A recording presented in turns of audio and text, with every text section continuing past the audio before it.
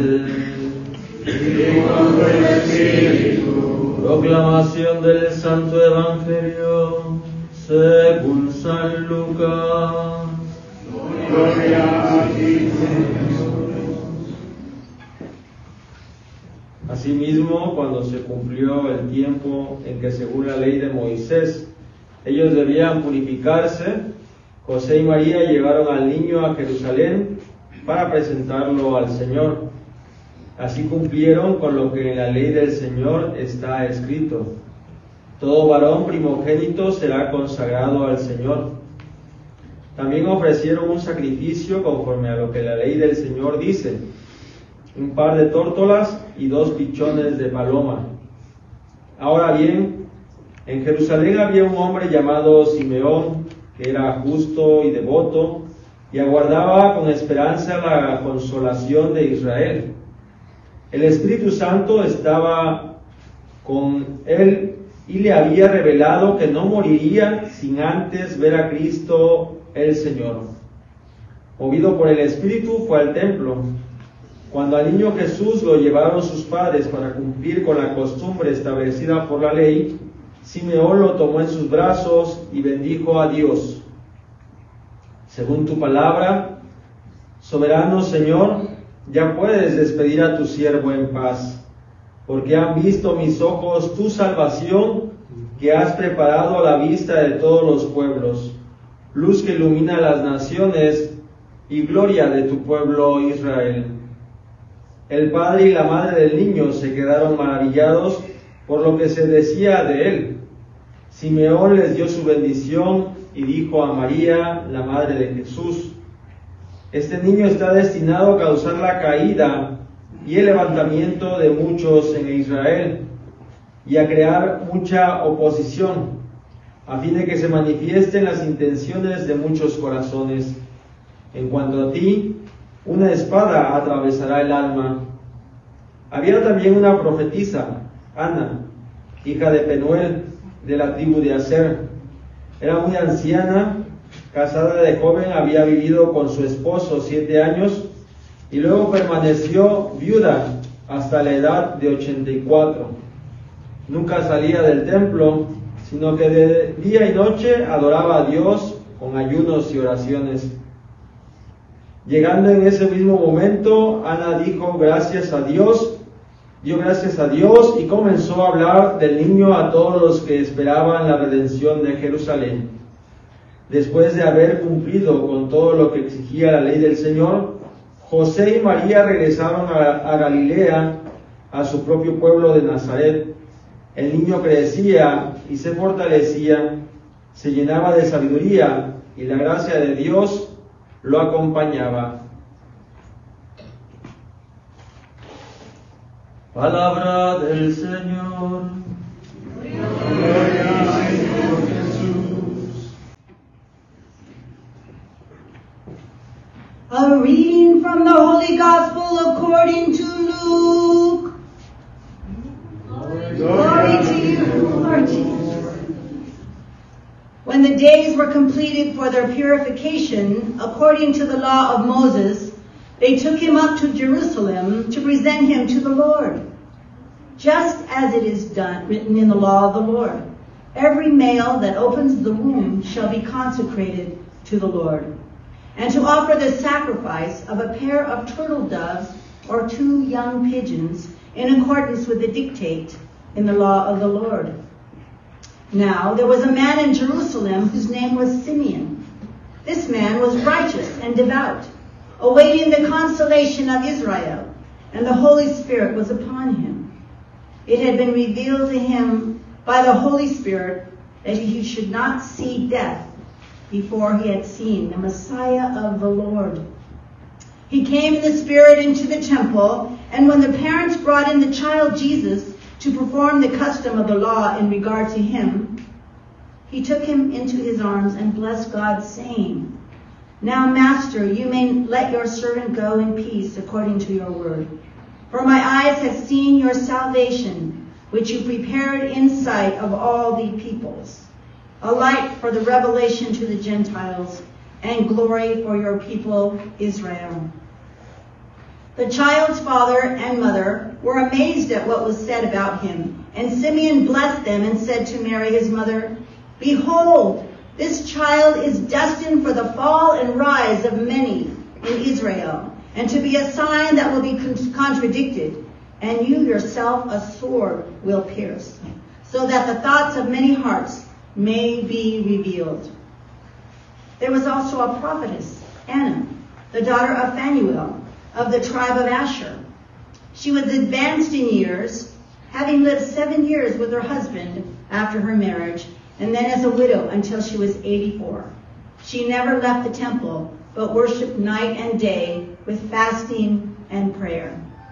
And coming forward at that very time, she gave thanks to God and spoke about the child to all who were awaiting the redemption of Jerusalem. The return to Nazareth. When they had fulfilled all the prescriptions of the law of the Lord, they returned to Galilee, to their own town of Nazareth. The child grew and became strong, filled with wisdom, and the favor of God was upon him. This, my brothers and sisters, is the gospel of the Lord. Praise to you, Lord Jesus Christ. Lord Jesus Christ, you are light that shines in the darkness, star to guide the nations. Lord Jesus Christ, hallelujah, hallelujah, hallelujah, hallelujah, hallelujah, hallelujah,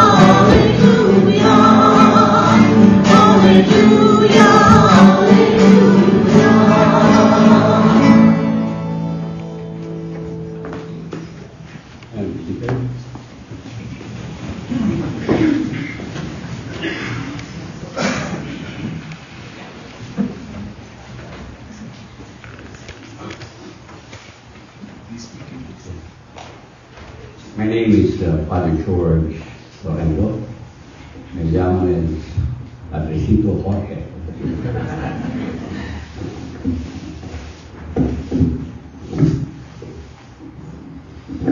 Forgive me if the readings of today are different from what I base my homily on.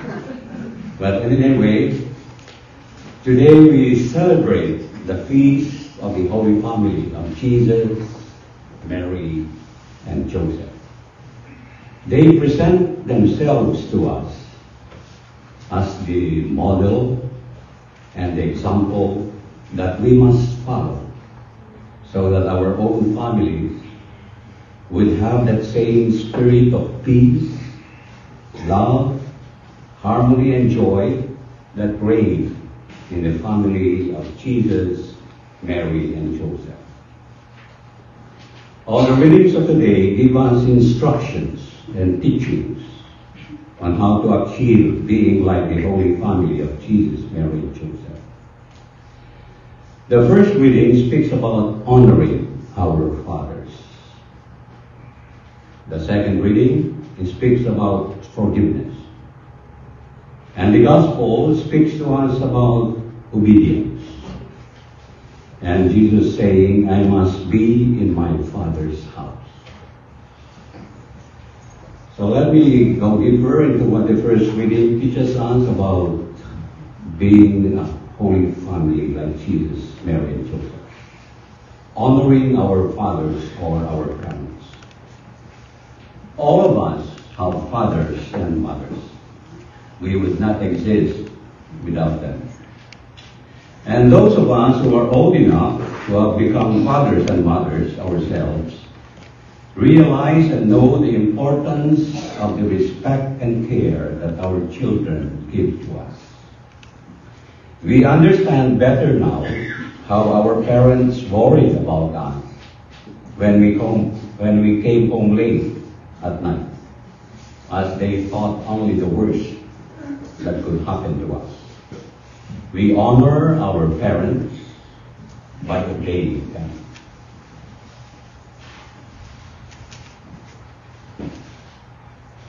There are fathers and there are fathers. Meaning to say that they are all different in their attitudes and values, different in how they treat their spouses and children. Some are kind and caring, others are strict disciplinarians. Still others are violent and should never have become parents in the first place. Let us for a moment reflect and remember our own fathers. Who were they? What did they mean to us? What did we learn from them? How did they love us? My father, like yours, was not perfect. I learned a lot from him by what he did and also by what he did not do.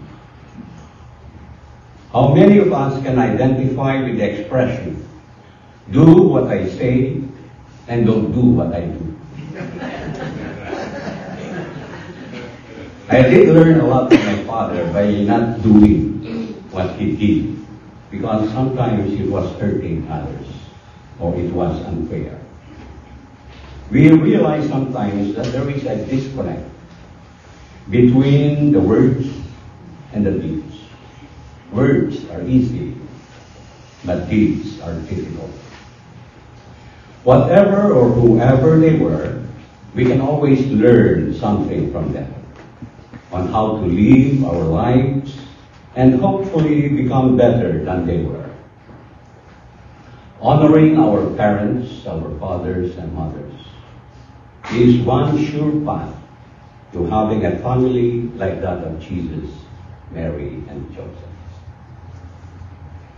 The second reading from Colossians invites us to put on God's chosen ones, holy and beloved, heartfelt compassion, kindness, humility, gratefulness, and patience, bearing with one another and forgiving one another. As the Lord has forgiven you, so must you also do. Forgiving and being forgiven is another very important element of having a family like that of Jesus, Mary, and Joseph. All of us, one time or another in our lives, have been hurt, endured, physically, emotionally, financially, and even spiritually by others. It is doubly painful when we are hurt by people whom we consider to be family or friends. We expected them to treat us with kindness and fairness, but sometimes the opposite is true. They hurt us and we are left in pain. We feel betrayed. Our trust broken. Let's remember the events, the situations in your own personal life when these happen. And revenge seems to be the normal reaction. You hurt me, I will hurt you. An eye for an eye, or a tooth for a tooth. But the Lord in the second reading tells us to follow another path, forgiving one another. Not an easy task at all. That is why we need God's courage, strength, and inspiration. We need God to fill our minds and hearts so that we can forgive. The Lord has forgiven you, so must you also do. So let us allow God's forgiving spirit to fill us so that we too can forgive. Without God's spirit of forgiveness, we cannot forgive. When we refuse to forgive, we are taking in a poison into our hearts and minds, which will eventually kill and destroy us. We might think we are hurting the other by refusing to forgive. On the other hand, on the contrary, we are hurting ourselves. When we forgive, we become like the Father in heaven, who has forgiven us. And we too will experience the true freedom and peace of the children of God, which we are meant to be. Forgiveness brings the peace and harmony that our hearts desire. Forgiveness creates the spirit that our families truly need and deserve. Let us pray that this Advent, this Christmas season, have helped us to prepare and to welcome Jesus into our hearts, allowing us to be like Jesus, welcoming and forgiving to all. And now the Gospel speaks about obedience and listening. In order to become like the Holy Family of Jesus, Mary, and Joseph, we need to have the attitude of obedience and listening. Jesus, Mary, and Joseph went to Jerusalem for the feast of Passover. They were obedient to a tradition that was meant to strengthen their faith and trust in God, as they remember God or Yahweh's mighty deeds when He delivered the chosen people from the bondage and slavery of Egypt. And Jesus Himself was obedient to that call to learn more about the Scriptures as He listened and asked questions of the teachers in the temple. Jesus knew that the Scriptures contained the prophecies that would find fulfillment in His own life. He knew that He must be in His Father's house to do God's will. And when Jesus returned with Joseph and Mary to Nazareth, He was obedient to them. And because of His obedience to His mission in life and obedient to the guidance of His parents, Joseph and Mary, Jesus advanced in age, wisdom, and favor before God and man. We too, living in this century, are encouraged to follow the example of Jesus, Mary, and Joseph in their obedience in order to create a holy family in our own. We too need to listen to our elders who are filled with the wisdom that a long life has taught them. We need to listen to what our enlightened minds and hearts tell us about what to do in any situation of life we are in. Life-changing decisions call us to listen and to be obedient to what our hearts tell us as being the right thing to do. For example, for myself, I was really making that decision and listening and asking the Lord, what is the best thing for me to do?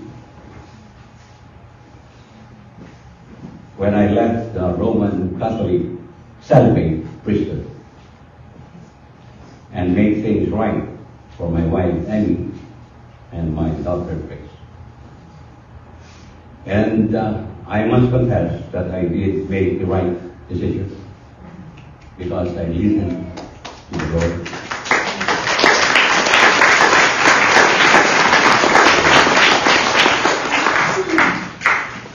And life changes in our own lives happen after a struggle of deciding which one is the best way to do. And if you listen carefully to your heart, God is speaking there and telling you what to do. So those of you who are struggling about what to do, listen and be obedient to what God is telling you in your heart. And so we have the truths that the readings of today are teaching us in order to have a family like that of Jesus, Mary, and Joseph. We honor our parents. We forgive as the Father has forgiven us. And we are obedient, listening to our hearts that are telling us what we would know what to choose and what to live by in accordance to God's will. And as we move on to the second part of this Eucharistic celebration or Mass, let us welcome Jesus in our minds and hearts in Holy Communion. Here in St. Matthew, we are all invited to receive Jesus. And let us pray that we become like Jesus, who is for us the way, the truth, and the life. And so we pray, Jesus, Mary, and Joseph, make our families like unto thine. Amen. Amen.